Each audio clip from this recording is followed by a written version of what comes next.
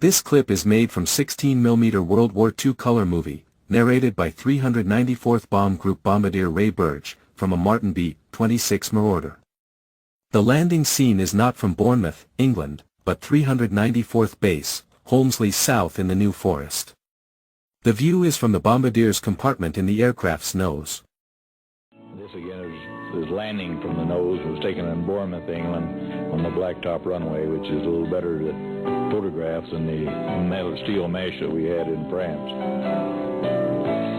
Ray McCracken was my pilot here, and I told him to set her down easy, but you did a real fine job.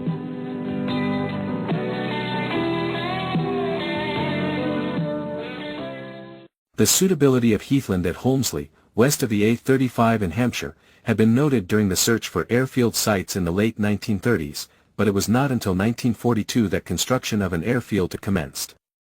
Two T-2 hangars were initially erected in the autumn of 1942 and 3 more were added the following year. The domestic sites, dispersed in adjoining woodland to the south, had facilities for 2,963 personnel. As with nearby Bewley, as soon as the runways, perimeter track and basic control and refueling facilities were available, RAF Coastal Command moved in.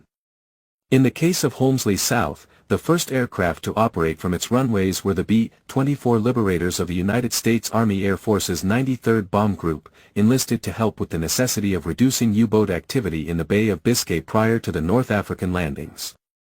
At the same time, October 1942, No. 547 Squadron, RAF, was formed at the station to operate Wellingtons in the anti-shipping role.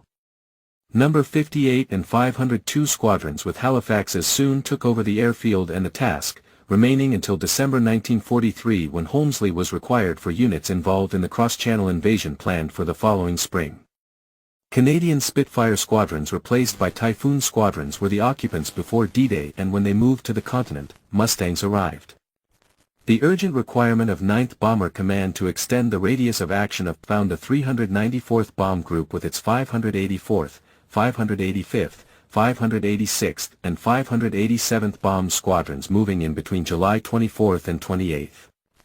There was no break in operations at this critical period when the St. Lo offensive was underway. The 394th received a Distinguished Unit Citation for its work during the period August 7th to 9th, when it made a series of attacks against heavily defended targets, destroying 4 rail bridges and devastating an ammunition dump. It was during a bridge attack on August 9 that the lead, B-26, piloted by Captain Darrell Lindsay, was hit by flak and the right engine set alight. Although knowing that the fuel tanks were likely to catch fire and explode, Lindsay did not waver from leading the bomb run or order his crew to bail out until after bombs had been released. The bombardier offered to lower the nosewheel so that Lindsay might escape through the nose hatch, but, knowing the likelihood of his losing control if this was done, Lindsay ordered the bombardier to jump. Lindsay did not escape before the aircraft crashed. The award of a posthumous Medal of Honor was the only occasion that this highest U.S. award for bravery went to a 9th Air Force bomber crewman flying in the ETO Europe Theater of Operations. All told, 6 394th B-26s were lost in operations from Holmsley South. The group's aircraft began to move to A-13 airfield at Tourane-Besson in France on August 20th, and the last personnel left Holmsley South on the 31st. Reverting to the RAF, Holmsley South was taken over by Transport Command, first by No. 167 Squadron with its Warwicks and then the Liberators, Halifaxes, and Yorks of No. 246 Squadron. Between April and October 1945, No. 246 had 3 Skymasters on its strength, but by the end of the year its main type was the York. By October 1946, all flying had ceased and the airfield was reduced to caretaker status.